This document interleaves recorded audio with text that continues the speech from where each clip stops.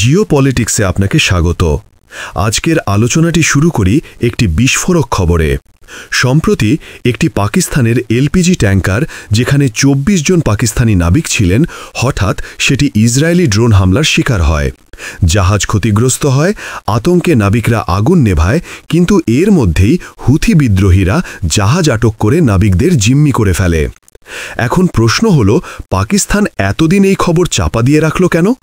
কারণ খুবই স্পষ্ট। এই ঘটনাটি ঘটে তখনই যখন পাকিস্তানের সেনাপ্রধান আসিম মুনির এবং প্রধানমন্ত্রী শাহবাজ শরীফ আমেরিকা সফরে ছিলেন। পাকিস্তানি কর্তারা চেয়েছিল আমেরিকান সফর নষ্ট না হোক, আর তাই পুরো ব্যাপারটি চেপে রাখা হয়। অবশেষে তারা দেশে ফিরে আসার পর পাকিস্তানের স্বরাষ্ট্রমন্ত্রী মহসিন নাকভি পরোক্ষভাবে ঘটনাটি প্রকাশ করেন। কিন্তু এখানে আগেকটি নাটকীয় দিক আছে। মহসিন নাকভি পাকিস্তান ক্রিকেট দলের উদ্দেশ্যে বলেছেন, মাঠে যা ইচ্ছা করো, যা ইচ্ছা অঙ্গভঙ্গি করো, আমি সব সামলে নেব। এই কথার ইঙ্গিত স্পষ্ট।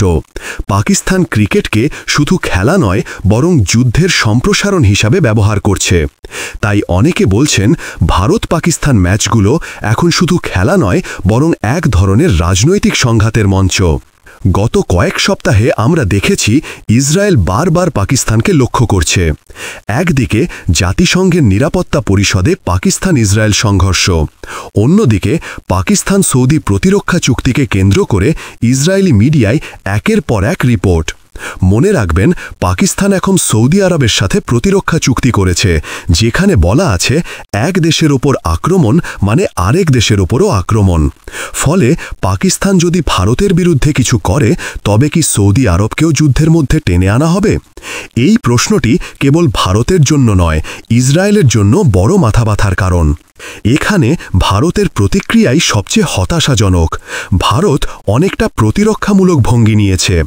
ইসরায়েলি মিডিয়ার নিবন্ধে সরাসরি লেখা আছে, এই প্রতিরক্ষা চুক্তি ভারতের জন্য একটি কৌশলগত এবং প্রতীকী চ্যালেঞ্জ। অর্থাৎ কাল যদি পাকিস্তান কোনো প্রক্সি গোষ্ঠী দিয়ে ভারতে হামলা চালায়, ভারত কি প্রতিশোধ নেবে? নিলে কি সৌদি আরবও জড়িয়ে পড়বে? এখানেই ভারতের জন্য একটি জটিলতা তৈরি হচ্ছে। ইসরায়েলের দৃষ্টিতে বিষয়টি আরও গুরুত্বপূর্ণ।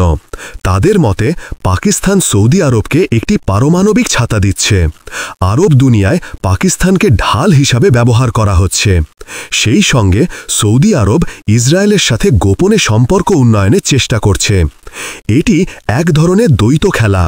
রিয়াদ একদিকে ইসলামী বিশ্বের শক্ত অবস্থান তৈরি করছে পাকিস্তানের সামরিক শক্তি দিয়ে, আবার অন্যদিকে ভারত ও ইসরায়েলের সাথে প্রযুক্তি ও অর্থনৈতিক সম্পর্ক বজায় রাখছে। এখানেই সবচেয়ে বড় সতর্কবার্তা। ইসরায়েলি নিরাপত্তা বিশ্লেষকদের মতে ইসরায়েল ইতিমধ্যেই পাকিস্তানের পতনের জন্য ৫ থেকে ১০ বছরের পরিকল্পনা তৈরি করছে। এটি শুধু কূটনৈতিক আক্রমণ নয়, বরং সামরিকভাবে পাকিস্তানি জাহাজ, ট্যাঙ্কার, এমনকি ভবিষ্যতে পাকিস্তানি সেনাদের লক্ষ্যবস্তু করা হতে পারে। ২৪ জন পাকিস্তানি নাবিক বহনকারী জাহাজে ইসরায়েলি ড্রোন হামলার এই ঘটনাই তার প্রমাণ। কিন্তু পাকিস্তানের মিডিয়া এসব দেখাচ্ছে না, কারণ সেনাবাহিনীর কঠোর নিয়ন্ত্রণ। যে সাংবাদিক সেনাবাহিনীর নীতির বিরুদ্ধে কথা বলে, তাকে জেলে পাঠানো হয়। তাই তারা শুধু মুখ বাঁচানোর জন্য এই ঘটনাকে ধামাচাপা দিয়েছিল। এখন প্রশ্ন, পরবর্তী পদক্ষেপ কি? পাকিস্তান কি মধ্যপ্রাচ্যে তার সৈন্য মোতায়েন করবে, নাকি ইসরায়েলের চাপের মুখে পিছিয়ে আসবে? সৌদি আরব কি সত্যিই পাকিস্তানের সাথে একসঙ্গে যুদ্ধে নামবে, নাকি গোপনে ইসরায়েলের দিকে ঝুঁকবে? সবচেয়ে গুরুত্বপূর্ণ, ভারত কি শুধু দর্শকের ভূমিকা নেবে, নাকি সক্রিয়ভাবে নিজের অবস্থান পরিষ্কার করবে? তবে এটা স্পষ্ট যে ইসরায়েল এখন পাকিস্তানকে একটি তাৎক্ষণিক হুমকি হিসাবে দেখতে শুরু করেছে। পাকিস্তানের পারমাণবিক অস্ত্র এবং সৌদি আরবের সাথে প্রতিরক্ষা চুক্তি শুধু ভারতের জন্য নয়, পুরো মধ্যপ্রাচ্যের নিরাপত্তা ক্যালকুলাস পাল্টে দিয়েছে।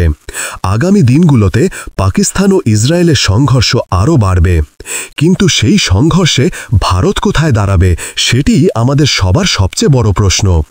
আর যদি আগামীকাল সৌদি আরব পাকিস্তানের পাশে দাঁড়িয়ে যুদ্ধে নামে, তখন ভারতের কি হবে? কমেন্ট বক্সে আপনার মতামত জানাতে ভুলবেন না।